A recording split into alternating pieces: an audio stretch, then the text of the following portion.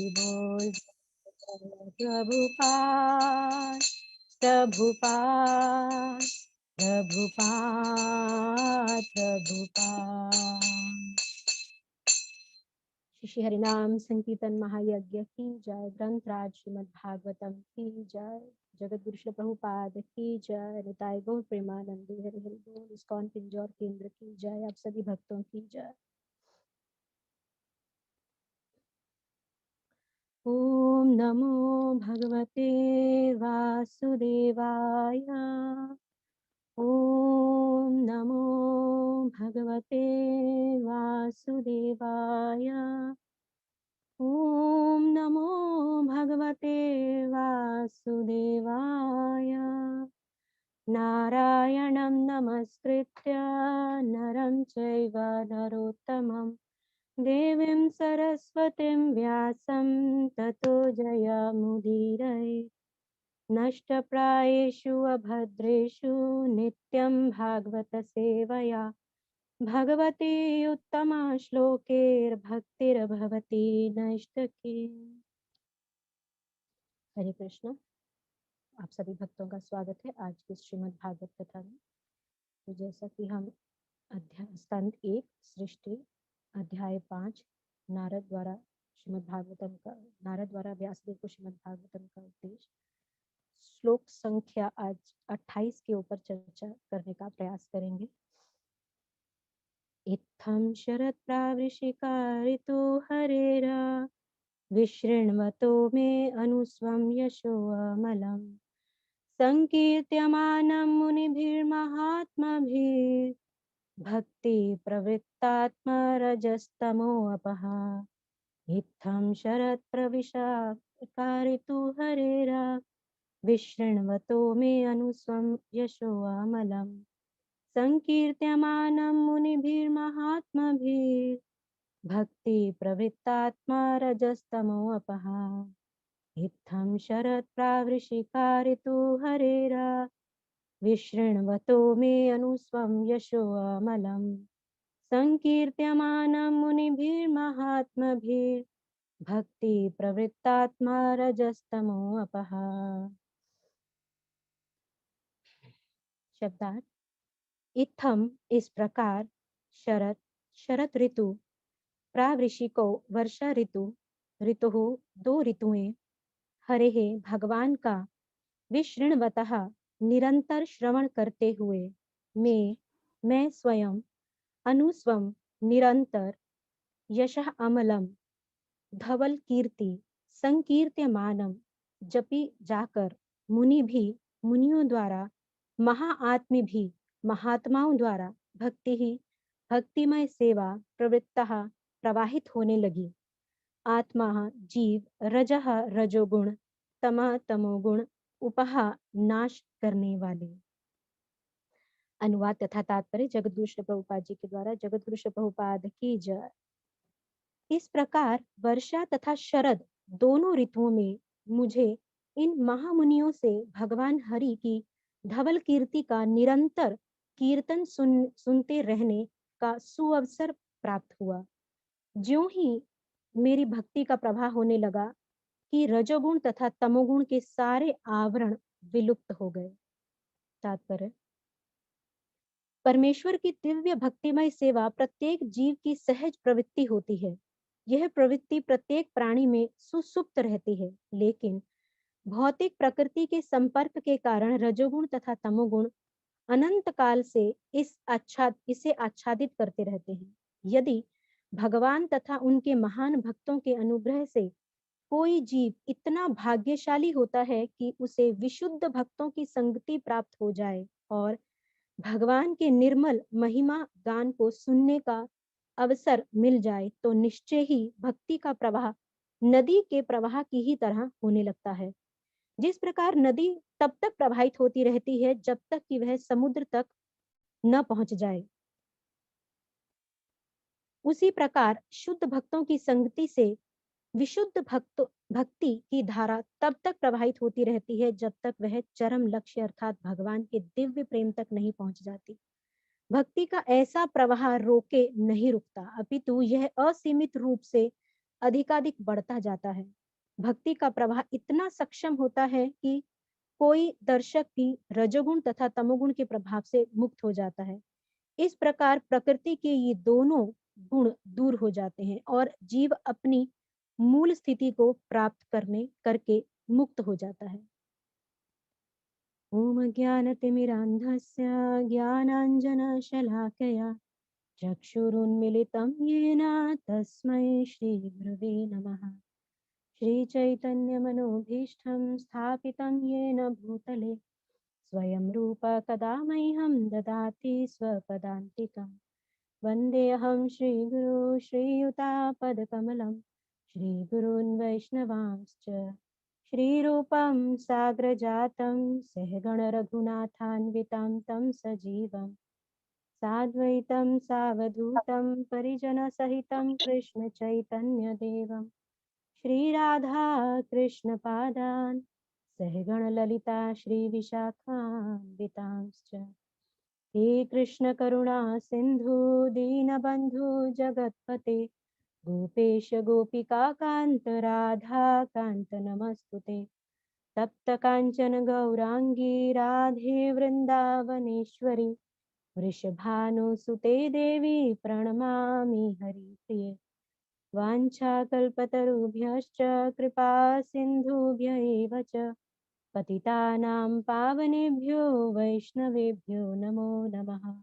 जय श्री कृष्ण चैतन्य प्रभु नित्यानंद श्री अद्वैत गदाधर श्रीवास आदि गौर भक्त वृंद। हरे कृष्णा कृष्णा कृष्णा हरे हरे हरे राम राम राम हरे हरे कृष्ण। तो धन्यवाद आप सभी भक्तों का आने के लिए। मैं क्षमा चाहूंगी आज मैं नहीं आ पाई, परंतु आप सब भक्तों का स्वागत है। खास तौर पे ऐसी सर्दी में भी भक्त आज उपस्थित हैं कुछ भक्त केंद्र में कथा सुनने के लिए। तो आज का ये जो श्लोक है ये बहुत ही महत्वपूर्ण श्लोक है। आशा करती हूँ मेरी आवाज आ रही होगी। एक बार कोई भक्त कंफर्म करेंगे। M I audible? जी माता जी आ रही है। धन्यवाद। आ रही है माता जी। हरे कृष्ण। तो जो आज का ये श्लोक है बहुत बहुत महत्वपूर्ण श्लोक है। आप कहेंगे कि माता जी तो हर बार कहती है, हर श्लोक को कहती है उत्तम श्लोक है, बहुत महत्वपूर्ण श्लोक है। हाँ ये सत्य है, क्योंकि जो श्रीमद् भागवतम है वो भगवान श्री कृष्ण से अभिन्न है और इसके प्रत्येक श्लोक में असीमित मात्रा में शिक्षाएं हमें प्राप्त होती है। यदि हम चाहें तो प्रत्येक श्लोक से असीमित मात्रा में हम अपने जीवन में शिक्षाएं जो है उतार सकते हैं। जैसे कि आज के ही जो श्लोक है इसमें नारद मुनि हमें क्या दे रहे हैं, हमें एक सोल्यूशन प्रदान कर रहे हैं किस चीज का, कि कैसे हम ये जो भौतिक प्रकृति है, भगवान की जो बहिरंगा शक्ति महामाया जो है, भौतिक प्रकृति के जो 3 गुण हैं इनसे हम बाहर हो सकते हैं, इनसे हम परे हो सकते हैं। कैसे लिखा है, भक्ति प्रवृत्तात्मा रजस तमो अपह। तो नारद मुनि क्या कहते हैं, मेरी जो भक्ति थी वो प्रवाहित होने लग गई और उससे क्या हुआ, जो रजोगुण और तमोगुण है वो उनका विनाश हो गया। तो कैसे हुआ वो आज हम समझेंगे। हम सब जानते हैं कि दुर्भाग्यवश यदि हम सब इस बात पर विचार करें तो हम देख पाएंगे कि हम सब भगवान की जो ये बहिरंगा शक्ति है, महामाया, योग महामाया, जो बहुत प्रकृति के जो 3 गुण हैं, इसके अंदर हम पूरी तरह से अच्छे से जकड़ कर हम इसमें बंधे हुए हैं, बहुत अच्छे से जकड़ कर बंधे हुए हैं। और श्रील प्रभुपाद कहते हैं खास तौर पे कि जो ये 2 गुण हैं जिनका जो वर्णन आज नारद मुनि कर रहे हैं, रजोगुण और तमोगुण, ये जो 2 गुण हैं ये खास तौर पे इनके अंदर हम बुरी तरह से फंसे हुए हैं। और जब तक हमारी जो स्थिति है उसको हम सुधार नहीं कर लेते, स्थिति हमारी जो स्थिति है वो सुधार की स्थिति से भी परे है जब तक हम खास तौर पे इन 2 गुणों के अधीन हैं। और यदि हम अपने 4 नियमों का पालन, मांस मच्छी अंडा इत्यादि नशीले पदार्थों का सेवन, अवैध स्त्री पुरुष संग करना और जुआ खेलना, यदि हम ये 4 नियम जो कि हम इस्कॉन में फॉलो करते हैं, इन 4 नियमों के पालन हम नहीं करते हैं तो निश्चित रूप से हम इन 2 गुणों के अंदर, खास तौर पे हम रजोगुण के अंदर हम हैं। तो प्रभुपाद बोलते हैं कि यदि जब तक हम सत्व गुण के स्तर तक नहीं आ जाते तब तक कोई भी आशा नहीं है।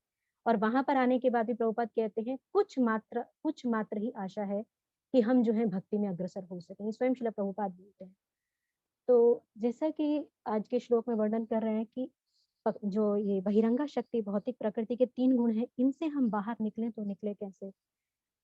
हम सब जानते हैं कृष्णा बुक में भी या भागवतम के दशम स्कंद के अंदर आता है, जब देवतागण भगवान श्री कृष्ण को स्तुति करते हैं, अपनी प्रार्थनाएं प्रदान करते हैं, जब भगवान देवकी माता के गर्भ में थे, तो वहाँ इवन की जो देवता हैं वो भी भगवान से कहते हैं कि हे कृष्ण, जो ये आपके 3 भौतिक गुण हैं या जो आपकी जो बहिरंगा शक्ति महामाया है, ये आधार है, एक्चुअल में ये नींव है आपके इस संपूर्ण भौतिक जगत की जो ये सृष्टि है, इसका एक आधार है, इसका एक नींव है।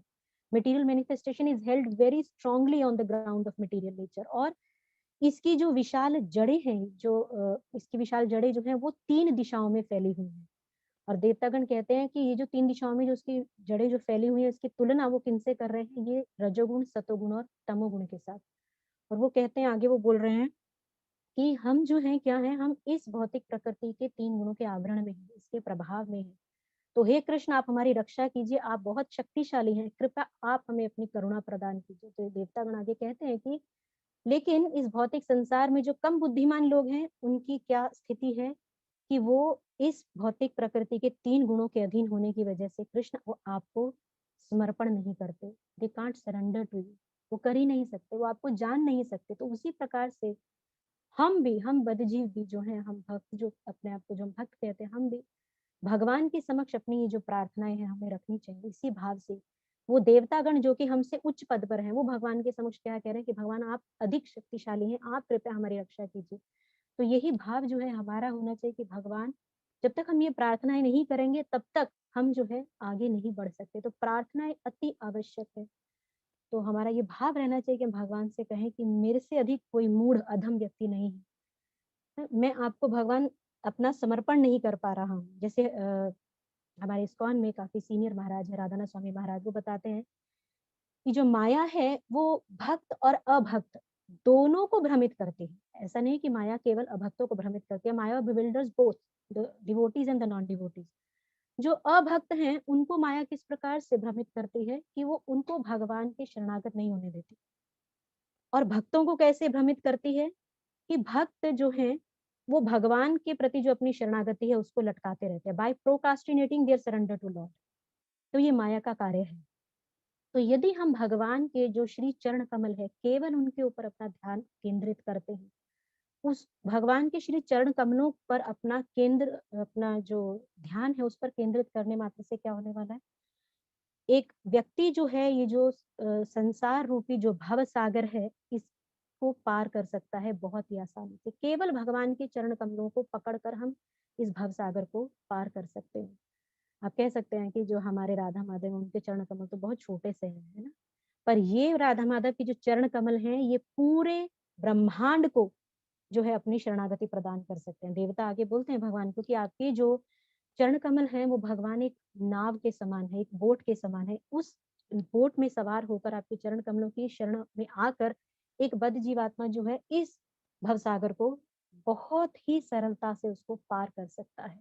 और भगवान के जो शुद्ध भक्त हैं वो इसको करते भी हैं, भगवान के चरण कमलों को पकड़ कर इस भवसागर को पार कर जाते हैं। लेकिन ऐसा नहीं है कि फिर इस बोट को वहीं रखते हैं, नहीं, इस बोट को हम जैसे बद्ध जीवों के लिए इस संसार में वो पुनः वापस भेज देते हैं। तो इस प्रकार से जो देवता हैं वो अपनी प्रार्थनाएं भगवान को करते जा रहे हैं उस 10वें स्कंद के 14वें अध्याय में और दूसरे अध्याय में। और अंत में जो 10वें स्कंद का 14वां अध्याय है, वहां पर ब्रह्मा जी जो हैं, वहां पहले जो देवता हैं जो दूसरे स्कंद में अपना दूसरे अध्याय में जो अपनी प्रार्थनाएं कर रहे हैं, तो अंत में वो बताते हैं कि केवल एकमात्र आपकी शुद्ध भक्ति के द्वारा ही कोई व्यक्ति जो है आपको जान सकता है भगवान, अन्यथा किसी भी माध्यम से आपको जानना असंभव है। और इसी के आगे कंटिन्यूशन में ब्रह्मा जी जो हैं इस दशम स्कंद के 14वें अध्याय के 29वें श्लोक में बहुत सुंदर प्रार्थना में भगवान के चरणों का वर्णन करते हुए कहते हैं, अथापि ते देवा पदाम्बुजादव्य प्रसादलेशानुगृता एव हि जानाति तत्त्वं भगवन्महिम्नो महिम्नो न चान्य एकोऽपि चिरं विचिन्वन्। Without your mercy, if someone tries to speculate you, he cannot understand your महिमा। हे भगवान, आपकी कृपा के बिना यदि कोई जितना मर्जी वेदों का कई कई हजारों वर्षों तक भी यदि कोई वेदों का अध्ययन करता रहे तब तक भी क्या नहीं होगा, जानाति तत्वम भगवन महिम्नो न चान्य एको अपि चिरम विचिन्वन।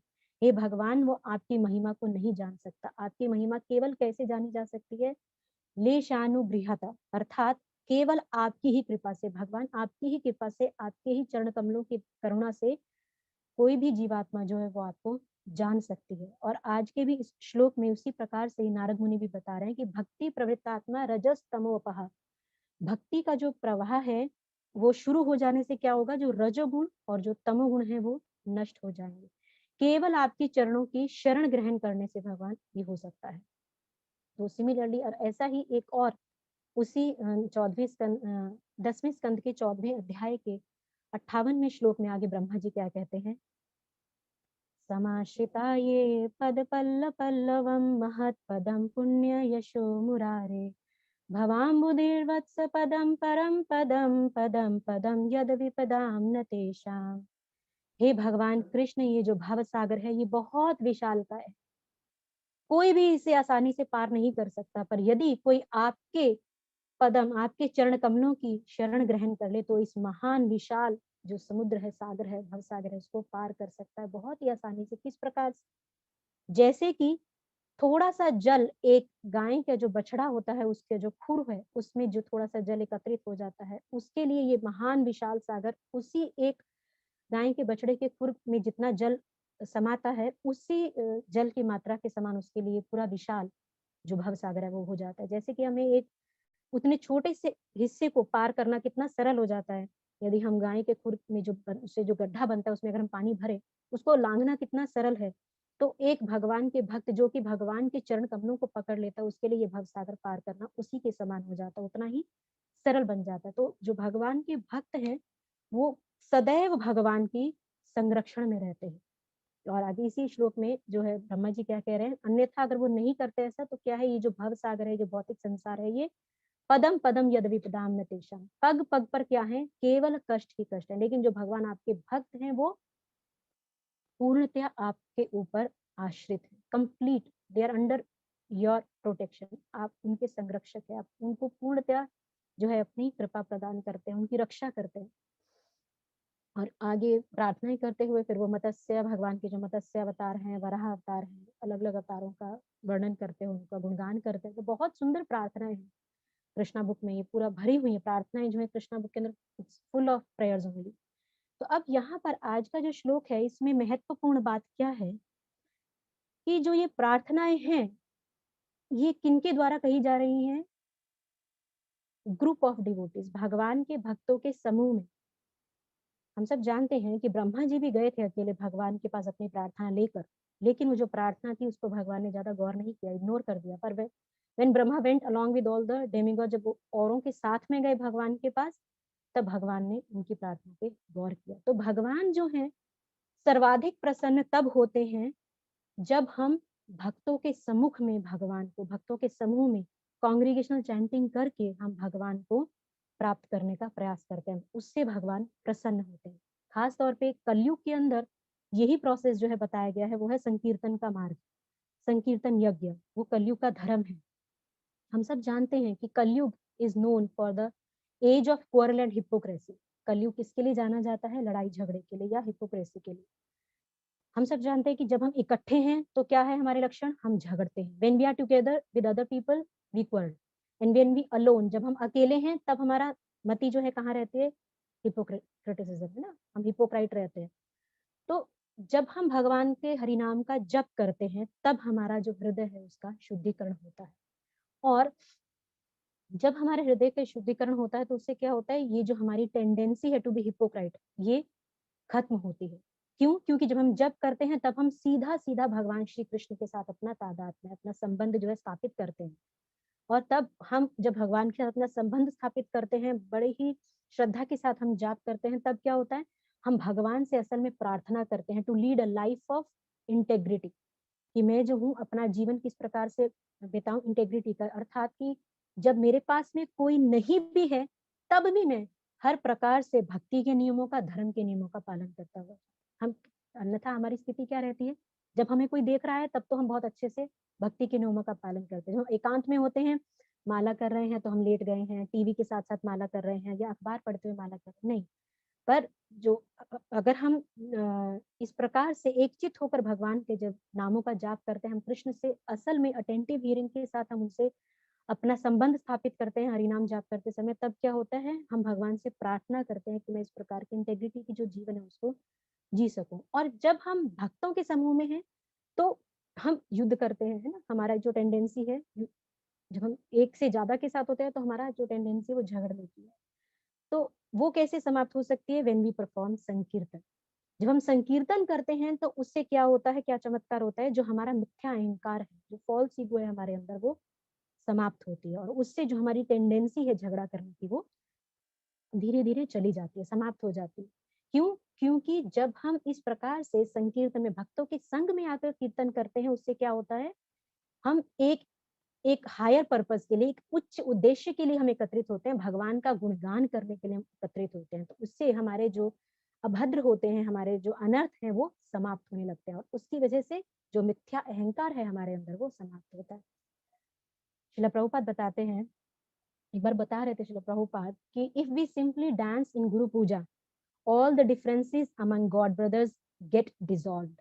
स्वयं श्रील प्रभुपाद बोलते हैं, यदि हम केवल गुरु पूजा में इकट्ठे नाचते हैं तो गुरु भाइयों के बीच में जो भी मतभेद हैं वो एक साथ ही क्या हो जाते हैं, समाप्त हो जाते हैं। ये स्वयं श्रील प्रभुपाद ने बोला था। तो खास तौर पे ये जो हमारा जो मार्ग है श्रवण और कीर्तन का एक साथ करना, यानी संकीर्तन में यदि हम इसको करते हैं तो ये अधिक शक्तिशाली है, सबसे अधिक शक्तिशाली। और ये हमारे आचार्यों ने केवल कहा नहीं है, इसको करके भी दिखाया बहुत सुंदर तरीके से। ये काफी सीनियर भक्त हुए हैं, वो बता रहे थे मतलब इसके संबंध में ही कि हम भक्तों के संग में यदि हम करते हैं या हम भक्ति में यदि प्रगति करना चाहते हैं, तो बड़ा सुंदर एक अंग्रेजी में उन्होंने एक फ्रेज दिया था, वो बोलते हैं कॉमन कमिटमेंट टू साधना। तो जब भक्त एक साथ एकत्रित होते हैं किसके लिए, साधना करने के लिए, तो ऐसे ही जब हम साधना करने के लिए एकत्रित होते हैं तो उससे क्या होता है, जो जो वो समाज है, जिस समाज में वो भक्त एकत्रित हुए हैं एक साथ साधना करने के लिए, वो जो समाज है वो भी आध्यात्मिक तौर पे बढ़ता है, फलता है, फूलता है। It also get flourished spiritually. क्योंकि देखिए हम ये सब कार्यकलाप क्यों करते हैं, हम नाम श्रवण करना, जप करना, संकीर्तन करना, कथा श्रवण करना, ये सब क्यों करते हैं? क्योंकि एक दिन के अंत में हम सब यही चाहते हैं कि हम सबकी जो भक्ति है उसमें उन्नति हो। Everybody wants to advance in spiritual life. तो इसीलिए हर एक व्यक्ति जो है जब इस प्रकार से आकर कांग्रेगेशनल चैंटिंग करता है उसके लिए कमिटमेंट होनी चाहिए। तो common commitment to sadhana is very very important. और इससे क्या होगा कि जो हमारी भक्ति है उससे हमारी प्रगति होगी। The advancement is totally dependent upon the causeless mercy of Krishna. जो भगवान कृष्ण की अहेतु की कृपा है उसके ऊपर हमारी जो प्रगति है वो निर्भर करती है। और भगवान प्रसन्न होते हैं, भगवान की कृपा कब होती है, जब हम भक्तों के समूह में आकर भगवान को अपनी प्रार्थनाएं अर्पण करते हैं। तो हमारे लिए ये जानना बहुत बहुत जरूरी है कि हम किस प्रकार से ये जो भाव है ये अपने हृदय में उजागर करें। इसके लिए बहुत महत्वपूर्ण है कि हमारा जो स्तर हो उससे हम ऊपर उठें। यदि हम कनिष्ठा पे हैं तो कनिष्ठा के स्तर से हमें मध्यमा के स्तर पे आना है। कनिष्ठा अधिकारी, जो कनिष्ठा भक्त होता है वो कौन होता है? देखिए 3 प्रकार के भक्त जो हैं होते हैं, कनिष्ठा अधिकारी, मध्यमा अधिकारी और उत्तम अधिकारी। जो कनिष्ठा अधिकारी है उसकी जो भक्ति है वो किस प्रकार की होती है? भावुकता, सेंटिमेंटल। उसके जो भगवान के प्रति है भावुकता है उसके हृदय में, शास्त्रों के ग्रंथों के प्रति उसके हृदय में अपनी अंडरस्टैंडिंग है, भावुक, sentimental understanding of scriptures he has. और उसके साथ साथ जो भगवान के भक्त हैं वो उनको सम्मान नहीं दे सकता, he can not respect the devotees. तो जो अमानी ना मान देन वाला जो श्लोक हम रोज सुबह उच्चारण करते हैं, जो कनिष्ठा अधिकारी भक्त है वो उसका पालन नहीं करना जानता, उसके लिए केवल मैं और कृष्ण, बीच में और कोई नहीं। तो ऐसा जो भक्त है वो ना तो एक अच्छा प्रचारक बन सकता है और ना ही बहुत अच्छे लंबे समय तक जो है प्रचार कर सकता है। तो इसके बाद कौन होते हैं? मध्यम अधिकारी। जो मध्यम अधिकारी है वो थोड़ा सा डिस्क्रिमिनेशन करते हैं, किसमें? जो भगवान के भक्त हैं और जो द्वेषी लोग हैं, जो एनवियस पीपल हैं उनके साथ वो दूरी बनाकर रखते हैं, और जो भगवान के भक्त हैं उनके साथ में अपना संग करते हैं, उनके साथ मित्रता बनाते हैं, और जो इग्नोरेंट है या जो अज्ञानी जन है उनको प्रचार करते हैं। और उत्तम अधिकारी कौन है? इज अ टॉप मोस्ट वैष्णव। वो कौन होते हैं? वो भगवान के वो शुद्ध भक्त हैं जो हर एक जीवात्मा के हृदय में कृष्ण को देख सकते हैं, वो है उत्तम अधिकारी। और धीरे धीरे हमें इसी स्तर तक पहुंचना है, उत्तम अधिकारी के स्तर तक, जहां पर कि हम हर एक जीवात्मा के हृदय में भगवान कृष्ण को देख सके। ये बहुत महत्वपूर्ण है, ये हमें सीखना है। पर इसका असल जो तरीका है, माध्यम है, वो क्या है? बहुत आसान नहीं है कि कृष्ण को हर एक के हृदय में देख पाना। उसके लिए हमें पहले प्रगति करनी होगी भक्ति में। तो हम प्रगति कैसे करें कि हम इस स्तर पर आ सकें? तो इसके बारे में भी बहुत एक सुंदर श्लोक है श्रीमद् भागवतम के 11वें स्कंद के दूसरे अध्याय का 47वां श्लोक है। वहां पर उसके परपट में लिख रहे हैं प्रभुपाद के शिष्य हरिदयानंद महाराज की, यदि हम असल में कृष्ण को हर एक जीवात्मा के हृदय में देखना चाहते हैं, भक्ति में प्रगति करना चाहते हैं, तो क्या करना होगा? हमें भगवान के जो भक्त हैं उनको सम्मान देना शुरू करना होगा। If we begin to respect other devotees of Krishna, only then we can see the Lord in everyone's heart. तभी हम भगवान को हर एक जीवात्मा के हृदय में देख सकते हैं। यदि हम भगवान के भक्तों को सम्मान नहीं दे सकते, तो भगवान के साथ अपना संबंध स्थापित करने की तो बात रह ही नहीं जाती। अब कोई कह सकता है कि how we can respect devotees, क्योंकि हमारा कल्चर ही नहीं है, हमारी संस्कृति नहीं है आज के समय में। पहले थी, हमारी संस्कृति नहीं है कि हम भक्तों को भी हम सम्मान नहीं देना चाहते, हम देते नहीं है, दे नहीं सकते। तो कैसे बढ़े, कैसे भक्तों को कैसे सम्मान दें? जैसे आज के ही कोट में जो शिला प्रभुपाद का जो कोट आता है, बहुत ही महत्वपूर्ण कोट है। जब मैंने सुबह उसको खोला, the flies they are finding out where is soar and the bees they are finding out where there is honey. Two classes, दो श्रेणी के लोग हैं, fault finding and collecting the good things. Similarly, there are many rascals who are simply fault finding. Blasphemy means you have good qualities. निंदा करना अर्थात कि हमारे आपके अंदर अच्छे गुण तो हैं, but still I am defaming you. पर फिर भी मैं आपकी निंदा जो है वो मैं उसको कर रहा हूँ। आपके अंदर गुण हैं, पर मेरी क्योंकि आउट ऑफ फॉल्स ईगो या ईर्ष्या द्वेष के कारण मैं आपके अंदर अच्छे गुण ना देखकर क्या कर रहा हूँ? आपकी निंदा कर रहा हूँ। The saintly person tends to overlook the bad qualities and sees the good ones. लेकिन जो भगवान के महान भक्त, शुद्ध भक्त, जो संत गण होते हैं, वो क्या करते हैं? वो हमारे जो अनर्थ है उनको छोड़कर हमारे जो अच्छे गुण हैं केवल उनको देखते हैं। तो ऐसा गुण हमारे अंदर कैसे आए कि हम भी ऐसी दृष्टि को प्राप्त करें कि हम जो भगवान के जो लोगों के जो अच्छे गुण है, दूसरों के अच्छे गुण, केवल उनको हम देख सकें। तो उसी के ही परपट में आगे हृदयानंद महाराज इसका भी सोल्यूशन दे रहे हैं कि ये कैसे हो सकता है। If we simply come together and hear Shrimad Bhagavatam and chant together. बहुत ही सरल माध्यम वो बता रहे हैं कि केवल हमें क्या करना है, केवल इतना करने मात्र से ही हमारी जो मिथ्या अहंकार है हमारे अंदर वो नष्ट हो जाएगा। हम सबको एक साथ इकट्ठे बैठकर हरि नाम जप करना है और श्रीमद् भागवतम का श्रवण करना है, जो कि हम अभी कर रहे हैं। तो ऐसा करने से क्या होगा? हम एक दूसरे भक्त को हम सम्मान की दृष्टि से देखेंगे, हम एक दूसरे का सम्मान करेंगे। और ये जो प्रोसेस है, हृदयानंद महाराज लिख रहे हैं कि ये प्रोसेस बहुत शक्तिशाली process, it's very very powerful process. We just have to do it with humility. और यही जो चीज है वो आज के श्लोक में नारद मुनि यहाँ बता रहे हैं। क्या कह रहे हैं वो? विशृण्वतो मे अनुस्वम यशो अमलम संकीर्त्यमानम मुनिभिर महात्मभिर। कि क्या होता है कि नारद मुनि क्या बता रहे हैं कि जो भक्ति है उसका फ्लो होने लगा, प्रवाह होने लगी भक्ति। कैसे? और उससे क्या हुआ कि जो उनके अंदर जो रजोगुण और जो तमोगुण है वो नष्ट हो गए। तो ये प्रोसेस बहुत शक्तिशाली है। पर ये कैसे हुआ? जब उन्होंने लगातार विशृण्वतो, लगातार उन्होंने क्या किया? श्रवण किया। भगवान के जो शुद्ध भक्त से उन्होंने उससे श्रीमद् भागवतम का पान किया, उसको सुना लगातार, और हरि कथा को और नाम जप किया उनके संग में। तो ऐसा करने से क्या होगा? तो इस प्रकार से यदि हम करेंगे तो हमारे हृदय में जो मिथ्या अहंकार है वो समाप्त हो जाएगा। अब एक प्रश्न और उठ सकता है कि श्रीमद् भागवतम कथा सुनने से हमारे अंदर जो मिथ्या अहंकार है वो कैसे समाप्त हो सकता है? इसके भी देखिए दो तरीके हैं। ये दो तरीकों से, दो प्रकार से हो सकता है। पहला, तो जब हम श्रीमद् भागवत कथा को सुनते हैं तो उससे क्या होता है? जो हमारी बुद्धि है वो बदलना शुरू होती है। हमें समझ में आता है, अच्छा कृष्ण जो है वही एकमात्र भोक्ता है, भोक्ताराम यज्ञ तपसाम सर्वलोक महेश्वरम। उससे पहले हमें क्या लगता है? I am the doer, I am the enjoyer. हम रेडी नहीं होते, हम तैयार नहीं होते हैं भगवान को शरणागत होने के लिए। पर जब हम कथा में बार बार श्रवण करते हैं तो हमारे मन को ठेस पहुंचती है कि नहीं, मैं भोगता नहीं हूँ, मैं करता नहीं हूँ, कौन है? एकमात्र भगवान श्री कृष्ण। तो उससे जो हमारी इंटेलिजेंस है वो एडजस्ट होना शुरू होती है, वो बदलना शुरू होती है। और दूसरा तरीका क्या, वो हम सब जानते हैं कि श्रवण करने से क्या होता है, हमारा जो हृदय है उसका शुद्धिकरण होता है। हमारे हृदय का शुद्धिकरण होता है केवल श्रीमद् भागवतम को सुनने से, क्योंकि ये जो भागवतम की जो ध्वनि है वो क्या है, दिव्य ध्वनि है, it's a transcendental sound vibration. तो इससे क्या होगा, जो उतने भी हमारे जो अभद्र हैं वो दूर हो जाते हैं पूर्णतया। जितने भी हमारी अनवांटेड थिंग्स जो है हमारे हृदय में वो सब समाप्त हो जाती हैं। तो ऐसा लग सकता है कि श्रीमद् भागवतम कथा को सुनना बड़े ही साधारण सी चीज है ना, हमें लगता है कि ठीक है, केवल बैठकर सुनना ही तो है, सुन लेंगे।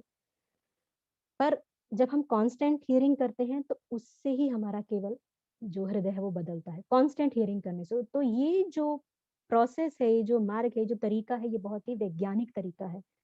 ये असल में एक योग है।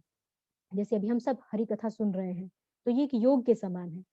बहुत ही एक सीनियर भक्त हैं रविंद्र स्वरूप प्रभु बॉम्बे से, तो उन्होंने पीएचडी की हुई है कम्युनिटीज में, वेरियस कम्युनिटीज में, जैसे क्रिश्चियन है, मुस्लिम है, जिहोवा वगैरह, इन सब जो कम्युनिटीज है उसमें उन्होंने पीएचडी की हुई है। तो उन्होंने एक आर्टिकल लिखा था इस्कॉन कम्युनिकेशंस जर्नल में।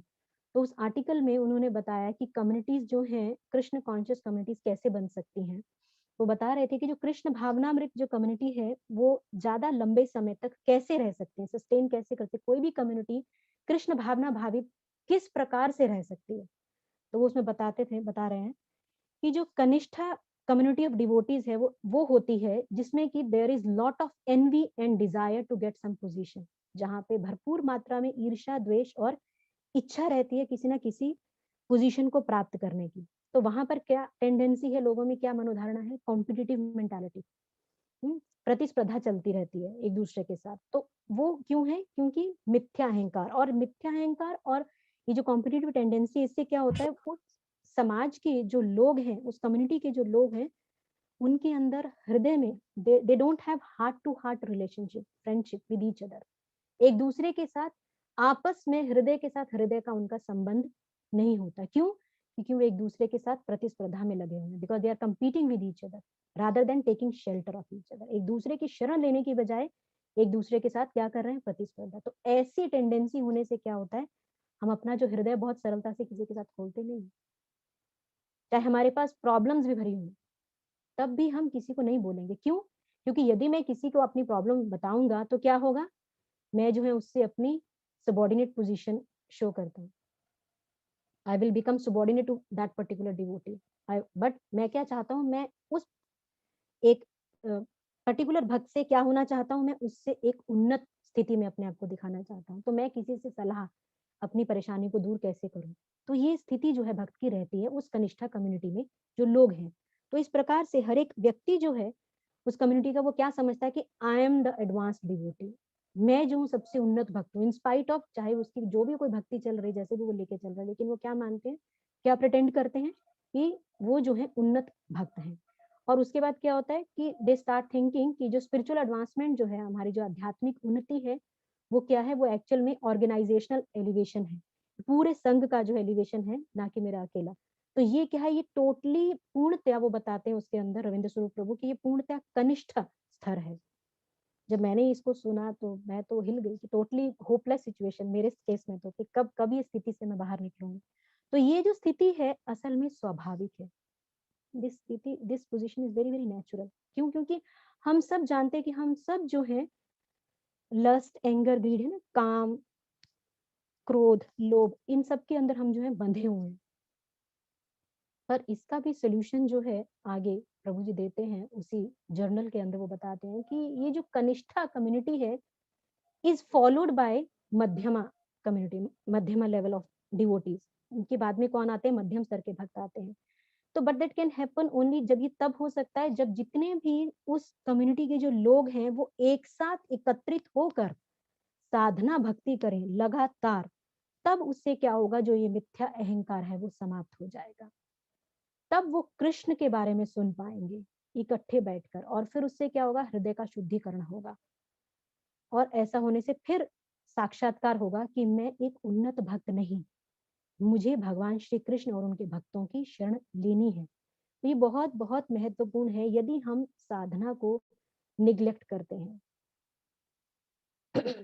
जब तक हम इसको करते रहेंगे, साधना को निग्लेक्ट करेंगे, तब तक जो भक्त हैं वो कनिष्ठ स्तर से मध्यम स्तर तक नहीं आ सकते। जब तक हम साधना को एक कमिटमेंट नहीं देंगे भक्तों के संग में, साधना अर्थात केवल हरि नाम जाप नहीं, हरि कथा भी श्रवण करना, भक्तों के संग में संकीर्तन करना, अगर कथा श्रवण करना, प्रसाद ग्रहण करना, हर एक एक्टिविटी। एक बार एक भक्त बता रहे थे कि हिजूर राधानाथ स्वामी महाराज बोल रहे थे कि एक भक्त को बोल रहे थे कि प्रसादम का समय हो गया तो आप प्रसादम के लिए आ जाओ। तो भक्त किसी सेवा में व्यस्त थे, तो महाराज ने बोला कि नहीं, उसको छोड़ दीजिए और आकर बैठ जाइए। तो भक्त बोलने लगे कि महाराज यदि ऐसा तो कुछ नहीं है तो ये भी एक सेवा ही करे। महाराज बोला नहीं, प्रसाद लेंगे तो इकट्ठे बैठकर ही लेना, आप अपने सेवा को छोड़कर पहले आकर प्रसाद एक संग में लेंगे। महाराज वहाँ पे वो भक्त बता रहे थे कि महाराज इवन की प्रसादम भी एक साथ बैठकर ग्रहण करने को भी एक सेवा मानते, जो कि वो भी भक्तों के संग में ही होनी चाहिए। और आगे वो प्रभु जी बता रहे थे कि यदि हम इस प्रकार से मध्यमा के स्तर तक आ जाते हैं और फिर भी हम चैंटिंग और रीडिंग और हीरिंग को इकट्ठे हम साधना को अच्छे से नहीं करते हैं, तो क्या होगा, हम वापस कनिष्ठा के स्तर तक आ सकते हैं। तो इसीलिए यदि हम एक मध्यमा समाज को बनाना चाहते हैं तो बहुत महत्वपूर्ण है कि हम भगवान के बारे में जो श्रवण है, जो जप है, उसको एक साथ करें। This is the base of this society, performing संकीर्तन एंड हियरिंग अबाउट कृष्णा, इकट्ठे एक साथ संग में आकर करना। तो एक और भक्त हैं शिला प्रभुपाद के शिष्य चारू प्रभु, योटा से हैं वो, तो वो बता रहे थे एक बारी कि उन्होंने प्रभुपाद से एक बार प्रश्न किया कि Prabhupada, how long one gets perfection in chanting, कितना समय लगता है जप के अंदर पूर्णता प्राप्त करने में। हम सब जानते हैं कि जप में हम सब जो है स्ट्रगल करते हैं ना, हमारा ध्यान नहीं लगता, मन बार बार भागता है। तो उसी प्रकार से चारू को बता रहे थे कि उन्होंने प्रभुपाद से प्रश्न किया, तो प्रभुपाद ने थोड़े समय के लिए सोचा और फिर उन्होंने उत्तर दिया 40 ईयर्स। तो भक्त को समझ में आ गया प्रभुपाद ने क्या उत्तर दिया, 40 साल लगते हैं हमें भक्त जप में अपना परफेक्शन को प्राप्त करने के लिए। तो जो भक्त थे वो हैरान हो गए। तो भक्ति जो है ये एक बहुत ही serious activity, very very serious activity, बहुत ही महत्वपूर्ण कार्यकलाप है, सिंसियर एक्टिविटी है, होनी चाहिए। इसमें बहुत हमें कठिन प्रयास करना है, बहुत हार्ड लेबर लगती है, हार्ड वर्क करना है। भक्तों को एक साथ आना, एक साथ आकर इकट्ठे साधना करना, संकीर्तन करना बहुत अच्छा लगता है। 2-3 भक्त जो हैं लगातार हर रोज प्रत्येक दिन जो है पिंजौर केंद्र में एकत्रित होते हैं। 2-3 प्रभु तो मुझे पता है जो आते हैं, ये बहुत अच्छी बात है that we come together to perform sadhana. और एक दिन ऐसा होगा कि जब क्या होगा, इस प्रकार से एक साथ साधना करेंगे तो कृष्ण जो है वो प्रसन्न होंगे, और जब कृष्ण प्रसन्न होंगे तब असल में कृष्ण अपनी कृपा हमें प्रदान करने वाले हैं। तो कई बार हम जो है अंडर एस्टिमेट करते हैं इसको, ये जो शक्ति है हरि कथा की श्रवण करने के एक साथ, इसको हम अंडर एस्टिमेट करते हैं क्या इससे क्या प्रभाव होने वाला है। पर असल में इसके अंदर इतनी शक्ति है कि जो हमारी चेतना है ये उसको वापस रीडायरेक्ट कर देती है, उसको वापस ले सही। हम सब अपनी जो स्थिति है, अपना जो संबंध है कृष्ण के साथ, उसको भूल चुके हैं। पर हमारा जो संबंध कृष्ण के साथ है उसको रिवाइव कर सकती है केवल एक ये प्रोसेस, ये जो तरीका है हरि कथा, हरि श्रवण, नाम जप, भगवान के भक्तों के संग में करना। ऐसा करने से जो हमारी चेतना है वो वापस सुप्त अवस्था से जागृत अवस्था में आ सकते हैं। हम जान सकते हैं कि हम भगवान कृष्ण के दास हैं और हमारा नित्य जो स्थान है वो भगवान का धाम है, ना कि ये भौतिक संसार। तो इस प्रकार से जब भक्त प्रयास करते हैं इकट्ठे आकर विनम्रता के साथ हरि कथा को सुनने का, श्रवण करने का, तो क्या होता है उससे जो रुचि है हरि नाम में वो उत्पन्न होती है, कथा में जो रुचि है वो उत्पन्न होती है। और जब रुचि उत्पन्न होगी तो स्वाभाविक है उससे क्या होगा, विनम्रता आने लगती है, स्वाभाविक है। यदि हम हरि कथा को ध्यान से सुनते हैं तो हमारी रुचि होगी, जब रुचि बनेगी तो हम विनम्र होते हैं। तो ये बहुत ही सरल तरीका नहीं है इसको करना कि हम सोचे कि हम सिर्फ सुन लिया तो बात खत्म हो गई, नहीं। क्योंकि हमारी जो स्थिति है वो क्या है, we we tend to speak, हमारी जो हर समय इच्छा बनी रहती है, we are condition to speak, we all like to speak. हम सब सिर्फ बोलना चाहते हैं, हम सुनना कोई नहीं चाहता। तो स्पीकिंग का अर्थ क्या हुआ कि जब हमारी जो स्पीकिंग का असली मतलब क्या है, केवल मुझे बोलना है, मुझे बोलना है, अर्थात मैं क्या हूँ, स्वामी हूँ, आप कौन है, दास है। जैसे कि श्रील रूप गोस्वामी हम सब जानते हैं उपदेशामृत के पहले श्लोक में बोलते हैं वाचो वेगम मनसा। तो अर्ज टू स्पीक जो है इज वेरी वेरी स्ट्रॉन्ग। तो जो स्पीकिंग है ये क्या है, ये एक टेंडेंसी है, it's a manifestation of the tendency to control. बहुत ही सूक्ष्म चीज है, हम अपने आप को रोक नहीं सकते उसका, अपने आप को ना रोक पाने का एक ये वो है, मैनिफेस्टेशन है। तो इट्स वेरी नेचुरल कि जो कोई भी व्यक्ति है वो अगर कोई व्यक्ति बहुत ही सावधानी से, सरलता पूर्वक, ध्यान पूर्वक केवल श्रवण करता है, तो दैट मीन्स कि दैट पर्सन इज हम्बल, कि वो व्यक्ति कौन है? विनम्र है, जो केवल सुनने में तैयार है, बोलने में नहीं। तो मतलब वो इस बात को मानता है कि मैं कुछ नहीं जानता, मैं अति मूर्ख हूँ, और क्या है साथ में कि मैं केवल श्रवण करना चाहता हूँ। तो जब हम ऐसा भाव अपने अंदर जागृत कर लेते हैं that I am a fool, number 1 I want to hear, then we have to try to hear. फिर हम इसको सुन पाते हैं। जब हमारे अंदर ऐसा मूड हमारे अंदर कल्टीवेट हो जाता है कि मुझे केवल इस प्रकार से विनम्र भाव से भगवान के भक्तों से बैठकर सुनना है। तो हियरिंग करने के लिए बहुत आवश्यक है, श्रवण करने के लिए बहुत ज़रूरी है वो विनम्रता, विनम्रता का होना। तो भगवान कृष्ण जैसे कि सबसे इम्पोर्टेंट, जैसे मैं बता रही थी, विनम्रता, जब तक हमारे अंदर विनम्रता नहीं होगी तो हम आगे श्रवण भी नहीं कर सकते। इसी के संदर्भ में भगवान भगवद गीता के 13वें अध्याय के अंदर जो शुरुआत में सबसे जो भगवान वहाँ पे आइटम्स ऑफ नॉलेज बता रहे, तो उसमें सबसे पहली आइटम भगवान नॉलेज की क्या बता रहे हैं? अमानित्वम, विनम्रता। सबसे पहला जो गुण है वो क्या है ज्ञान प्राप्त करने का? वो विनम्रता का गुण है। यदि हम श्रवण करना चाहते हैं तो हमारे अंदर विनम्रता होनी चाहिए। फिर जो भी कोई बोले, जो भी कोई रिप्रेजेंट कर रहा है परंपरा को, परंपरा में जो भी कोई बोल रहा है, हम तैयार होंगे सुनने के लिए। क्योंकि हमारी स्थिति अदरवाइज क्या रहती है कि हमें ऐसा लगता है कि हम जानते हैं, क्योंकि मुझे सब आता है, मुझे सब पता है, तो मुझे सुनने की क्या आवश्यकता है। ऐसे कि केनोपनिषद, एक उपनिषद है, उसमें वर्णन आता है कि one who thinks he knows, he actually doesn't know, but one who thinks he doesn't know, he actually knows. अगर कोई ये कहता है कि मुझे पता है, मुझे ज्ञान है, उसे असल में कुछ भी नहीं पता। पर अगर कोई इस बात को मानता है, सोचता है कि मुझे कुछ नहीं आता, वो असल में सब कुछ जानता है। क्यों? क्योंकि one has to be simple hearted to hear about Krishna from anyone from the parampara. यदि अगर किसी को परंपरा में श्रवण करना है तो उसके लिए सरल हृदय होना अति आवश्यक है। अन्यथा जब तक हमारे अंदर डीप ह्यूमिलिटी नहीं होगी, हम जो श्रवण हम कर रहे हैं वो अंदर नहीं उतरने वाला। It must be attentive and humility must be. तो ये बहुत जरूरी है कि हमारा जो व्यवहार है वो एकचित हो हरि कथा को श्रवण करने के लिए, और साथ ही विनम्र हो। क्योंकि जब हम हरि कथा का श्रवण करते हैं, हम क्या करते हैं? सीधा भगवान से कनेक्ट करते हैं अपने आप को। और जब हम इस प्रकार से भगवान से अपने आप को कनेक्ट करते हैं, तब क्या होता है? हमें भगवान की कृपा प्राप्त होती है, और शिला प्रभुपाद की कृपा प्राप्त होती है। लाइक एक बारी शिला प्रभुपाद अपने एक शिष्य सुरा प्रभु हैं, तो मतलब शिला प्रभुपाद के जो शिष्य हैं उनसे, मतलब सुरा प्रभु, उन्होंने प्रभुपाद से एक प्रश्न किया था कि वो पूछते हैं प्रभुपाद से कि प्रभुपाद, हाउ यू गेट डिसप्लीज्ड? इतना विचित्र प्रश्न है। हम सब तो ये जानना चाहेंगे Prabhupada, how you become please. उन्होंने पूछा हाउ यू गेट डिसप्लीज्ड, तो प्रभुपाद ने उत्तर दिया, when GBC and temple president are disturbed with us. जब गवर्निंग बॉडी कमीशन, जो इस्कॉन की गवर्निंग बॉडी कमीशन है, या जो मंदिर के अध्यक्ष हैं, जब वो हमसे परेशान हो, तब मैं निराश होता हूँ या मैं अप्रसन्न होता हूँ। तो ऐसा उत्तर जब श्रील प्रभुपाद ने सुरा प्रभु को दिया। असल में सुरा प्रभु ये इंसिडेंट तब बता रहे थे कि उस समय पे जो उस मंदिर के अध्यक्ष थे वो सुरा प्रभु से किसी कारणवश नाराज थे। तो उन्होंने प्रभुपाद से जब प्रश्न किया तो प्रभुपाद ने उत्तर दिया। तो हम प्रभुपाद की जो मर्सी है, जो हम तब अट्रैक्ट कर सकते हैं, वो तब आकर्षित कर सकते हैं जब हम विनम्र भाव से सेवा करेंगे। विनम्र भाव से हम सेवा करें और साथ में हम श्रवण करें ध्यान पूर्वक भक्तों के संग में बैठ के। तो ये जो कृष्ण भावनामृत जो है, ये केवल ये नहीं है कि हम इकट्ठे संघ में हैं, हमने शास्त्रों का अध्ययन किया, उससे हमने बहुत अधिक ज्ञान अर्जित कर लिया। It's not just about accumulating lot of information. केवल ज्ञान को अर्जित करना ही कृष्ण भक्ति नहीं है। अपने दिमाग में, ब्रेन में हमने ज्ञान को भर लिया तो हम कृष्ण भक्त हो गए, नहीं। ये असल में अपने हृदय में भगवान की कृपा को धारण करना। क्योंकि जो कृपा है वो ब्रेन में नहीं जाती, कृपा कहाँ जाती है? हृदय में जाती है, वो हृदय में उतरती है। We can access this mercy, पर उसके लिए हमारे अंदर इच्छा होनी चाहिए श्रवण करने की। तो इसीलिए हमारे को भगवान के द्वारा क्या प्राप्त है? 2 कान है और 1 जीवा है। पर इसका अर्थ ये नहीं है कि हम जो है कि हम जब भी श्रवण करें तो हमें इस कान से सुनना है और दूसरे से निकाल देना है। नहीं ना, इसका अर्थ ये नहीं है।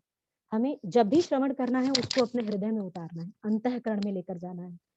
तो वो कैसे हो सकता है? जब हम अटेंटिव हियरिंग करेंगे, जब हम ध्यान पूर्वक श्रवण करेंगे। जैसे कि सुखदेव गोस्वामी बता रहे हैं परीक्षित महाराज को सुखदेव गोस्वामी ज्ञान दे रहे हैं, तो ऐसा नहीं है कि केवल परीक्षित महाराज को दे रहे हैं। जैसे कि हम सब अपने जब हम प्रचार करने जाते हैं, हम सब भक्त जानते हैं, हम सबको बोलते हैं कि भगवान ने अर्जुन के माध्यम से हम सबके लिए ज्ञान बोला। उसी प्रकार से सुखदेव गोस्वामी ने भी परीक्षित के माध्यम से जो श्रीमद् भागवतम का जो ज्ञान है, वो हम सब बद्ध जीवात्माओं के लिए बोला है, केवल परीक्षित के लिए नहीं बोला है, हम सबके लिए बोला है। और जब हम इस प्रकार से श्रवण करते हैं तब क्या होगा? तब हम शांत होंगे। Then we will become peaceful. एक बार श्रील प्रभुपाद ने अपने शिष्यों से प्रश्न किया कि ये जो पैसिफिक ओशन है, why this Pacific ocean is still, शांत क्यों है ये पैसिफिक ओशन? जो शिष्य थे वो कोई भी उत्तर नहीं दे पाया। तो प्रभुपाद ने बोला कि ये जो ओशन है वो इसीलिए शांत है क्योंकि ये जो समुद्र है, ये जो ओशन है, ये बहुत गहरा है। तो उसी प्रकार से यदि जो समुद्र की बजाय जो और नदियां हैं, वो क्या रहती हैं हर समय, हम सब जानते हैं, विचलित रहती हैं ना, डिस्टर्ब रहती हैं, क्योंकि उनमें गहराई नहीं होती। तो उसी प्रकार प्रभुपाद बताते हैं कि जो हमारी जो भक्ति है, जब तक कि वो सुपरफिशियल चल रही है, ऊपर ऊपर से हम कर रहे हैं, नाम जप कर लिया, वैष्णव पोशाक पहन लिया, साथ साथ में बात कर रहे हैं हरिनाम करते हुए, कथा चल रही है तो हम मोबाइल को देख रहे हैं ना, इस प्रकार से यदि हम लोग सुपरफिशियली जो है भक्ति के कार्यकलापों को कर रहे हैं, तब तक क्या होगा? वो हमारे अंतःकरण में, हमारी भक्ति में डिस्टर्बेंसेस क्रिएट करेंगे। हमारा जो मन है हर समय एजिटेटेड रहेगा, जब तक हमारी जो भक्ति है वो इस पैसिफिक ओशन के समान गहरी नहीं होगी, डीप नहीं होगी। until unless it is not deep will remain disturbed। तो भक्ति को जो है उसको बहुत गहरा होना चाहिए, कैसे? एक समुद्र के समान। तो जब हम इस प्रकार से कृष्ण की शरण को ग्रहण करते हैं, कैसे? अपने स्ट्रॉन्ग चैंटिंग के द्वारा, अपनी स्ट्रॉन्ग चैंटिंग से, स्ट्रॉन्ग हियरिंग से। स्ट्रॉन्ग हियरिंग अर्थात in the mood off urgency, कि पता नहीं कब मृत्यु आ जाए। जब हम हरि कथा को करने बैठे, कथा का श्रवण करने बैठे, तो हमारा जो भाव है वो कैसा होना चाहिए कि मृत्यु कभी भी आ सकती है, और जब मृत्यु आएगी तो सब कुछ लेकर चले जाने वाली, मृत्यु सर्वहरस्य च। तो हमारा जब ये भाव होगा कि हम जब स्ट्रॉन्ग चैंटिंग करेंगे, स्ट्रॉन्ग हियरिंग करेंगे, तब क्या होगा? असल में हमें हेल्प होगी, भक्तों को मदद मिलेगी कि वो भक्ति में प्रगति कर पाएंगे। तब हम भगवान के भक्तों की, शिला प्रभुपाद की परंपरा की शरण ग्रहण करेंगे। और जब शरण ग्रहण करेंगे तो क्या होगा? हमें इस पैसिफिक ओशन के समान हमें शांति प्राप्त होगी। और उससे क्या होगा? जब हमें शांति प्राप्त होगी तब हम असल में कृष्ण की कृपा को ले पाएंगे। तो एक भक्त हैं जो कि हार्वर्ड लॉ ऑफ यूनिवर्सिटी, बहुत ही फेमस यूनिवर्सिटी है, वहां से पढ़ रहे थे, तो मुझे भी नाम भूल गया। तो श्रील प्रभुपाद मतलब एक बहुत सुंदर इंसिडेंट बताते हैं कि प्रभुपाद उस यूनिवर्सिटी में एक बार एक सेमिनार देने के लिए गए, प्रवचन देने के लिए। तो उस भक्त ने 2 दिन 2 रात तक प्रभुपाद को सुना। और तीसरे दिन आप केवल ये देखिए कि अटेंटिव हियरिंग करने से और श्रील प्रभुपाद जैसे शुद्ध भक्त के मुखारविंद से श्रवण करने मात्र से क्या हुआ कि तीसरे दिन वो भक्त जो था, जहाँ पर वो थे, उसको स्विट्जरलैंड, उसको छोड़कर ऑस्ट्रिया चले गए, और वहां जाकर उन्होंने एक गैराज लिया, रेंट पर गैराज लेकर किराए पर, वहां पर तीसरे दिन के बाद प्रचार शुरू कर दिया। तो ये शक्ति है यदि हम ध्यान पूर्वक हरि कथा का श्रवण करते हैं भगवान के किसी शुद्ध भक्त के द्वारा। ऐसे ही पद्म पुराण में एक बहुत सुंदर कथा आती है, शायद आप भक्त जानते भी होंगे कुछ भक्त। एक व्यक्ति हुए अनंत और उनकी पत्नी थी धुंधुली। तो जो अनंत और जो धुंधली थे, तो उनके कोई संतान नहीं थी, वो बहुत दुखी थे। तो अनंत ने एक बार एक साधु को अप्रोच किया, उनको बोला कि मुझे कुछ उपाय बताइए, मैं सब उपाय करके देख चुका हूँ, मेरे कोई भी संतान नहीं है। तो साधु ने उनको बोला, देखिए आपके जो भाग्य है उसमें संतान उत्पत्ति है ही नहीं, तो बेहतर है कि आप श्रीमद् भागवतम की श्रवण लीजिए, और केवल श्रीमद् भागवतम की श्रवण लेने मात्र से क्या होगा? जो आपका विचलित मन है वो ठीक हो जाएगा। तो अनंत ने बोला, नहीं नहीं, ऐसा नहीं है, कुछ तो उपाय होगा, आप मुझे कुछ उपाय दीजिए जिससे मुझे संतान उत्पत्ति हो। तो संत ने उनको एक सेब दे दिया। वो सेब लेकर अनंत जो थे अपनी पत्नी धुंधली को देते हैं कि तुम इसको ग्रहण करो। संत ने बोला कि इसको खाने के बाद तुम्हारी पत्नी को एक बच्चा होगा 1 साल के बाद। तो जो धुंधली थी वो बहुत ही एक खराब स्त्री थी, और वो जो प्रसव पीड़ा होती है, लेबर पेन, उसको सहन नहीं करना चाहती। तो इसलिए उसने एक योजना बनाई। उसने अपने पति को बोला, अनंत को, कि ऐसा है कि आप 1 वर्ष के लिए, क्योंकि अभी 1 वर्ष तो लगना है बच्चे को आने में, तब तक आप क्यों नहीं तीर्थ यात्रा पे चले जाते। तो अभी धुंधली ने क्या किया, अनंत ने उनकी बात मान लिया और धुंधली ने पीछे से जो सेब था वो गौशाला में जाकर एक गाय को खिला दिया। और साथ ही कुछ समय के उपरांत उनकी बहन जो कि गर्भवती थी, उन्होंने एक पुत्र को जन्म दिया। और साथ ही साथ जो सेब उन्होंने उस गाय को खिलाया था, उसने भी एक बछड़े को जन्म दिया जो कि असल में एक मनुष्य का देह था, लेकिन उसके जो कान थे वो केवल गाय के समान थे। तो इस प्रकार से 2 बालकों का जन्म हुआ। तो उन्होंने अपनी बहन के जो पुत्र थे, धुंधुली ने अपनी बहन का जो पुत्र था उसको अडॉप्ट कर लिया, है ना? और उसका नाम रखा धुंधुकारी। और जो गाय ने सेब खाया था उसको जो पुत्र हुआ उसका नाम रखा गया गोकर्ण।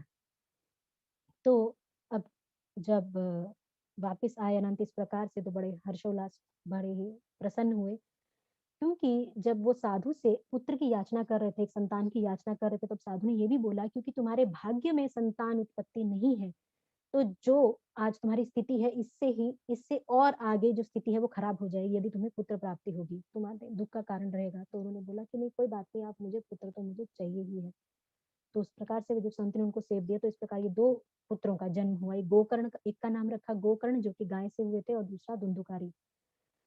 तो अब जो धुंधुकारी थे वो बहुत ही खराब, बहुत ही अभद्र लड़का निकला, लेकिन जो गोकर्ण थे वो बहुत ही सिंसियर थे और प्रतिदिन हर एक दिन भगवान की श्रीमद् भागवत कथा को पढ़ा करते थे। तो कुछ समय के बाद क्या हुआ कि जो अनंत थे उनकी मृत्यु हो गई, समय निकलता गया, वृद्ध हुए, उनकी मृत्यु हो गई। अब मृत्यु हुई तो गोकर्ण अपने पिता की श्राद्ध करने के लिए गया चले गए। अभी गया गए तो पीछे से धुंधुकारी जो कि बहुत ही अभद्र व्यक्ति था, मतलब अवैध स्त्री पुरुष संग भी करता था, तो ऐसा करने स्त्री संग करते थे, तो उस वजह से पीछे से लोगों ने उनका वध कर दिया। जब गोकर्ण वापिस आए तो उनको पता चला कि उनके भाई धुंधुकारी जो थे वो नहीं रहे, तो उन्हें बड़ा ही दुख लगा। तो वो धुंधुकारी का जो है, और धुंधुकारी के साथ में अब जो धुंधुकारी की मृत्यु के बाद में उनको क्या प्राप्त हुआ, एक प्रेत योनि प्राप्त हुई। तब उनको गति ना मिलने की वजह से धुंधुकारी बहुत परेशान हो गया। तो धुंधुकारी गोकर्ण से प्रार्थना करता है कि मुझे यहाँ से बाहर निकालो। तो गोकर्ण सब जगह जाके उनका श्राद्ध करते हैं, कुछ नहीं होता। गया जाते हैं, वहां उनका श्राद्ध करते हैं, तब भी कुछ नहीं होता, तब भी उसको मुक्ति प्रदान नहीं होती। तब गोकर्ण सूर्य देव की प्रार्थना करते हैं, तो उनको बताते हैं कि अब सूर्य देव की प्रार्थना कीजिए। जब वो सूर्य देव की प्रार्थना करते हैं तो सूर्य देव उनको बोलते हैं, गोकर्ण तुम उस धुंधुकारी के लिए श्रीमद् भागवतम की कथा करो। तब 7 दिन के लिए गोकर्ण श्रीमद् भागवतम की कथा करते हैं और साथ में वहां पर एक वो बांस का डंडा रख लेते हैं, उस जिसमें उस बांस के डंडे में 7 जो है गांठें होती हैं, जो कि एक मतलब किस चीज को संबोधित करती थी भी। जैसे जैसे एक एक दिन बीतता जा रहा था, तो एक एक दिन के बाद एक एक गांठ जो थी वो खत्म होती जा रही थी, फटती जा रही थी। तो गोकर्ण ने धुंधुकारी को बोला कि देखो, तुम्हारा उद्धार होना निश्चित है, लेकिन तुम्हें बहुत ही ध्यान पूर्वक इस श्रीमद् भागवतम कथा का पान करना होगा, ध्यान पूर्वक, अटेंटिव हियरिंग। धुंधुकारी बहुत ही एकचित होकर वहां पर बैठ गए, उसका श्रवण करने लगे। तब जब ऐसे श्रवण करने लगे तो एक दिन गया तो एक गांठ टूटी, दूसरा दिन गया दूसरी गांठ टूटी। जब 7 दिन कथा समाप्त हुई, 7वें दिन पर वो जो बांस था वो पूरा समाप्त हो गया और धुंधुकारी को मुक्ति प्रदान हुई। और तभी उसी समय वहां पर वैकुंठा एयरप्लेन पहुंच गया धुंधुकारी को साथ ले जाने के लिए। तो ऐसा देखकर गोकर्ण बड़ा ही हैरान, एकदम से रोकते, रुको रुको रुको, आप कहाँ चले उनको लेकर? ऐसा कैसे? कथा तो सबने सुनी है, कथा हम सबने सुनी है, पर ये तो बहुत ही बुरा व्यक्ति था, आप इसको तो लेकर जा रहे हैं, जो बाकी सब ने सुना उनको क्यों नहीं ले जा रहे हैं? तब वहां पर जो वैकुंठा विमान के जो भगवान के विष्णु दूत हैं वो बोलते हैं, क्योंकि धुंधुकारी ने जो कथा सुनी है वो एक चित होकर, he has heard with full attention complete 7 days, पूरे 7 दिन तक धुंधुकारी ने जो ये श्रीमद् भागवत कथा का जो पान था वो बहुत ही ध्यान पूर्वक किया। लेकिन बाकी जो लोग थे वो कभी बीच में घर जा रहे हैं, चाय पानी पी रहे हैं, टीवी भी देख रहे हैं, हम सब कुछ करते रहते हैं साथ साथ। तो इस प्रकार से कथा श्रवण से जो है हमारे को उतना लाभ प्राप्त होने वाला नहीं। तो जो वैकुंठा प्लेन थे, जो व्यक्ति इतना अभद्र था अपने जीवन में, जिसको मृत्यु के बाद भी मुक्ति प्राप्त नहीं थी, तो किस प्रकार से केवल श्रीमद् भागवतम की कथा को ध्यान पूर्वक सुनने मात्र से क्या हुआ, उसका उद्धार हो गया। इसी प्रकार से एक बहुत सुंदर बात श्रील प्रभुपाद के एक शिष्य हैं भुरिजन प्रभु, वो बता रहे थे एक बारी कि वो एक इंसिडेंट बताते हैं एक कुत्ते का और एक खरगोश का। वो कथा मतलब बता रहे थे कि एक बार एक कुत्ता जो है खरगोश के पीछे भाग रहा था, तो बहुत तेज भाग रहा था, खरगोश भी बहुत तेज भाग रहा था, कुत्ता भी बहुत तेज भाग रहा था। भागते भागते बड़ा प्रयास किया, लेकिन कुत्ता उस खरगोश को पकड़ नहीं पाया। तो बाद में उसके जितने भी अन्य मित्र थे उस कुत्ते के, तो वो पूछते हैं कि उसके ऊपर हँसी मज़ाक करते हैं कि तुम एक खरगोश को ही नहीं पकड़ पाए। तो गुरुजन प्रभु बता रहे थे कि कुत्ता बहुत विनम्र था, तो बोलता है कि हाँ, मैं उसको नहीं पकड़ पाया क्योंकि वो जो कुत्ता था, वो किस लिए भाग रहा था? वो अपने जीवन के लिए भाग रहा था। और मैं किस लिए उसके पीछे भाग रहा था? अपने भोजन के लिए उसके पीछे भाग रहा था। तो वहाँ पर गुरुजन प्रभु कमेंट करते हैं कि माया भी जो है वो ऐसे ही एक कुत्ते के समान है जो कि हमारे पीछे लगी है। पर यदि हम ध्यान पूर्वक जप करते हैं तो क्या होगा? वो जो माया है वो हमें छू भी नहीं सकती। यदि हम ध्यान पूर्वक जप करते हैं, क्योंकि हम जो जप कर रहे हैं वो किसके लिए कर रहे हैं? अपने जीवन के लिए। यदि हम अपने जीवन के लिए जप करते हैं तो वो कुत्ते के समान रूपी जो माया है वो हमें छू भी नहीं सकती। दैवी ही एषा गुणमयी मम माया दुरत्यया माम एवं प्रपद्यन्ते माया में ताम तरंती थे, स्वयं भगवान भगवत गीता में बोलते हैं। तो इसीलिए जो भक्त हैं वो बहुत ही, जो असल में भक्त इस भौतिक प्रकृति के 3 गुणों से बाहर निकल के इस भवसागर से बाहर निकलना चाहते हैं, वो बहुत ही ध्यान पूर्वक, they chant very very very desperately, बहुत ध्यान पूर्वक वो अपना जाप करते हैं, क्योंकि वो जानते हैं कि जो मृत्यु है किसी भी समय आ सकती है, कभी भी मृत्यु आ सकती है। मृत्यु हर समय 24 घंटे तलवार के समान हमारे सिर के ऊपर लटकी हुई है। पर हम किसमें लगे हुए हैं? हम बहुत व्यस्त हैं इस जीवन की प्रॉब्लम्स को सॉल्व करने में। ये हमारी प्रॉब्लम है ना? This is our problem. हम रियलाइज नहीं करते, हम साक्षात्कार नहीं कर पाते इस संसार का, कि ये संसार अपने आप में ही बहुत बड़ी प्रॉब्लम है। पर जो भगवान के भक्त हैं वो इस बात को जानते हैं कि यहाँ पे सब कुछ जो है व्यर्थ है। तो let me take shelter of Krishna and get out of this world. तो मैं क्या करूं? एकमात्र केवल भगवान श्री कृष्ण की शरण लेकर कैसे भगवान के भक्तों के संग में संकीर्तन इकट्ठे कर कर करने से क्या होगा? मैं उसको लेकर इस भवसागर से बाहर निकलूं। ये है बुद्धिमत्ता भगवान के भक्तों की। और ये जो श्रीमद् भागवतम कथा, ये क्या है? ये साउंड वाइब्रेशन है। ये हमारे हृदय को शुद्धिकरण करते हैं जितना हम सुनते हैं। और ऐसा होने से फिर क्या होगा? हमारा जब हृदय का शुद्धिकरण होगा तब हम असल में अपनी स्थिति को जान पाएंगे। तो हमारी जो साधना है वो शक्तिशाली कैसे बन सकती है? By being in the association of devotee. जब हम भक्तों के संग में रहकर एक विनम्र भाव को हम जान पाएंगे, अपनी स्थिति को हम जान पाएंगे। जब भक्तों के संग में रहकर साधना भक्ति को करते हैं तब हम अपनी असली स्थिति को जान पाते हैं। तो ये बहुत महत्वपूर्ण है कलयुग में, क्योंकि ये जो कलयुग का जो युग है ये किसका है? क्वारल एंड हिपोक्रेसी, लड़ाई झगड़े का ये युग है। तो इसमें हमें भक्तों के संग में रहने में ही भलाई है। जब हम भक्तों के संग में रहेंगे तभी हम माया के पाश से बच सकते हैं, अन्यथा कोई और उपाय नहीं है, नहीं है, नहीं है।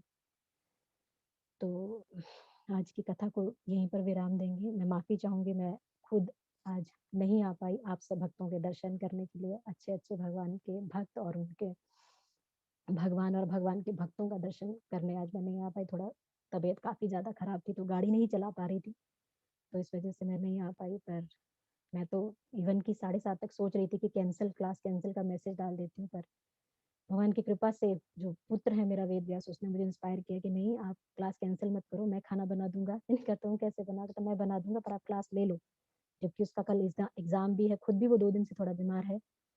पर मे बी मतलब भगवान ऐसे भक्त, ऐसे पुत्र सबको प्रदान करें। मतलब अपनी माता के लिए तो एक पुत्र का प्रेम स्वाभाविक है ना, हम सब जानते हैं। माता के लिए तो पुत्र का प्रेम स्वाभाविक है। पर यही प्रेम और करुणा यदि हमारे हृदय में हर भक्त के लिए, हर जीव के लिए हो तो सबसे बढ़िया था। ऐसा होने से क्या होगा? ऐसा होनी चाहिए, तभी हम जो कालिदास थे भगवान के भक्त, उनके समान निष्पक्ष हो सकते हैं भगवान के हर भक्त का उच्चिष्ट ग्रहण करने के लिए। मैं क्षमा चाहूंगी, पर प्रयास रहेगा कि अगले सप्ताह आप सब भक्तों के दर्शन कर पाएं। और अगले सोमवार, कल तो अद्वैताचार्य जी का अपीयरेंस डे है और उससे अगले सोमवार 14 फरवरी को नित्यानंद त्रयोदशी है। तो आशा करते हैं हम कुछ उसको मना पाएंगे अपने केंद्र में। तब सब भक्त जो भी आ सके उनका दर्शन प्राप्त करेंगे। तो आज की कथा से संबंधित यदि किसी का कोई प्रश्न है, कोई जिज्ञासा है, तो आप 2-4 मिनट बात कर सकते हैं, पूछ सकते हैं। अन्यथा फिर कथा को विराम देंगे।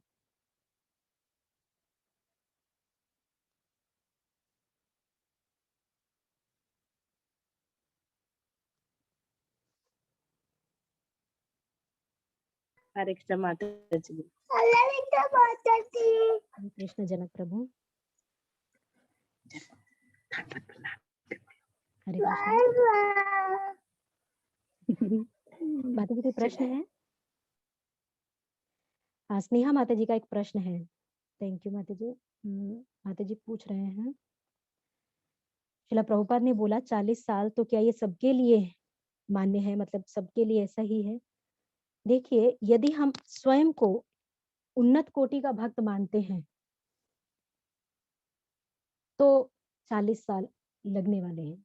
यदि हम अपने आप को सबसे निष्क्रिय भक्त मानते हैं, तो प्रभुपाद बोलते हैं कि आप भगवान को एक पल में भी प्राप्त कर सकते हैं, खटवांग महाराज की तरह।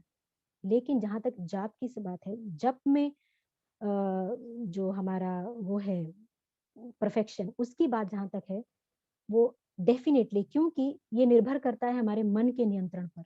हम कितना समय लगाते हैं अपने मन को नियंत्रित करने में।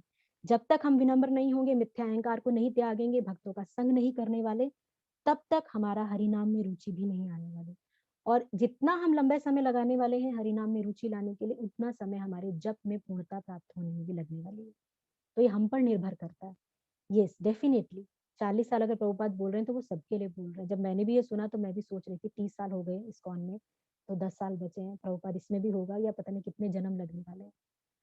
तो अगर प्रभुपाद कह रहे हैं, तो प्रभुपाद हमारे आचार्य हैं, हमारे शिक्षा गुरु हैं, तो वो सत्य है। पर ये निर्भर करता है हमारी जो मनोदशा है उसके ऊपर।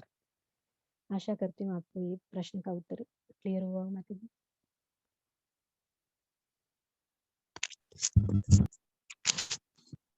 स्नेहा माता जी क्लियर हो गई?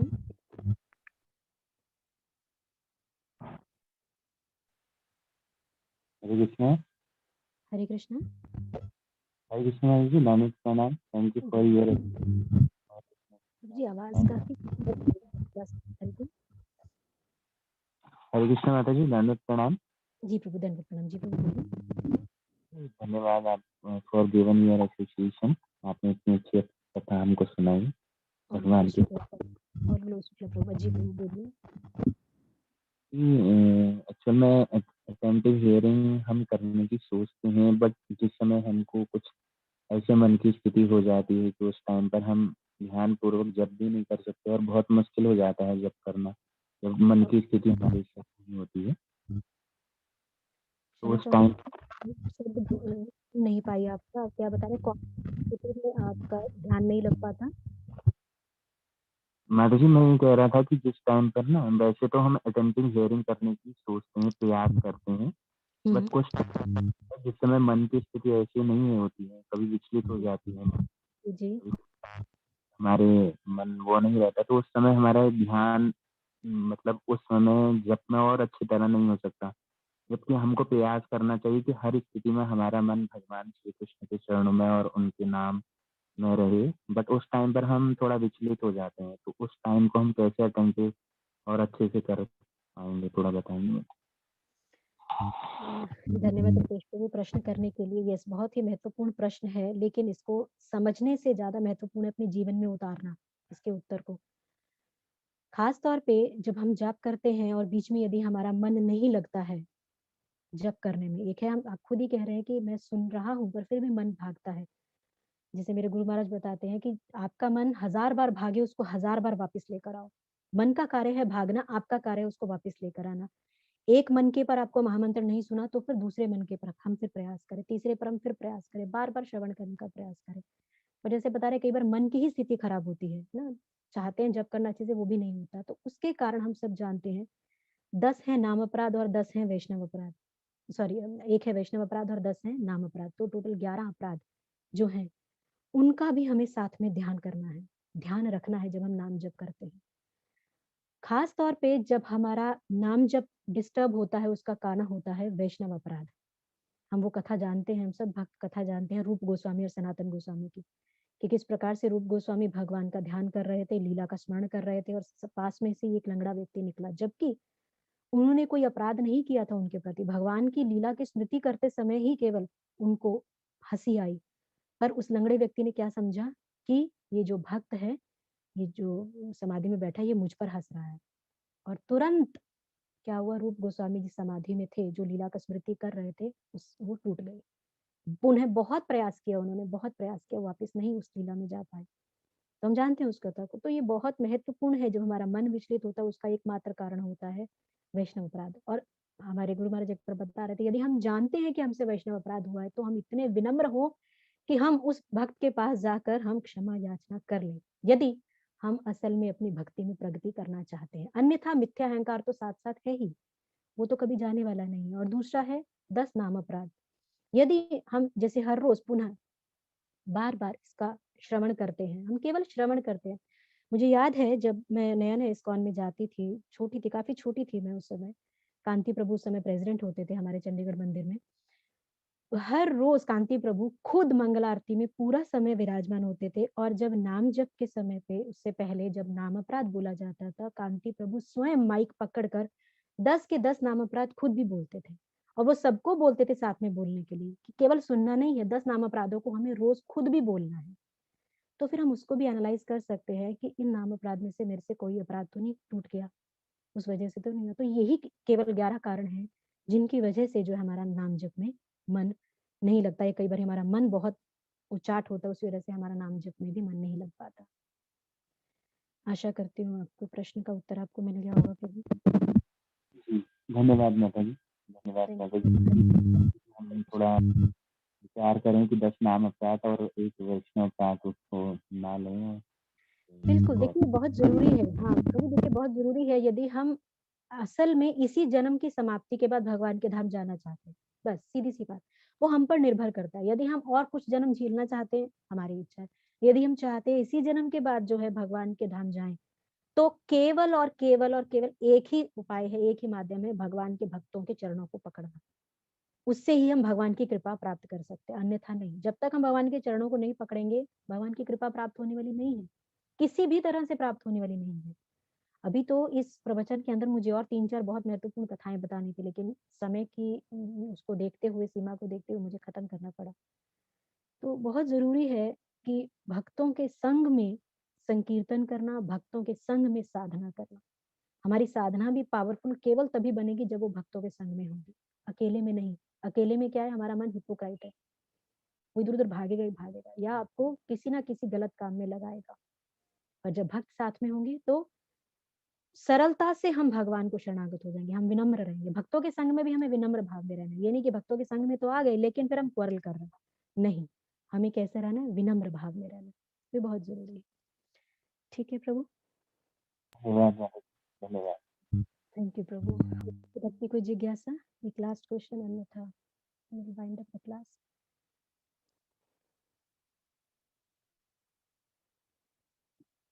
ठीक है, तो आप सब भक्तों की जानकारी के लिए कल जैसे कि अद्वैताचार्य जी का आविर्भाव दिवस है, तो कल व्रत रहेगा पूरे दिन के लिए। भक्त लोग व्रत रख सकते हैं, और अगले सप्ताह फिर हम पुनः श्रीमद् भागवत कथा के लिए मिलेंगे। तब तक के लिए आप सभी भक्तों का धन्यवाद। ग्रंथराज श्रीमद् भागवतम की जय, जगत गुरु श्री प्रभुपाद की जय, इस्कॉन पिंजौर केंद्र की जय, आप सभी भक्तों की जय। विदाई गो प्रेमानंदी। हरि हरि बोल।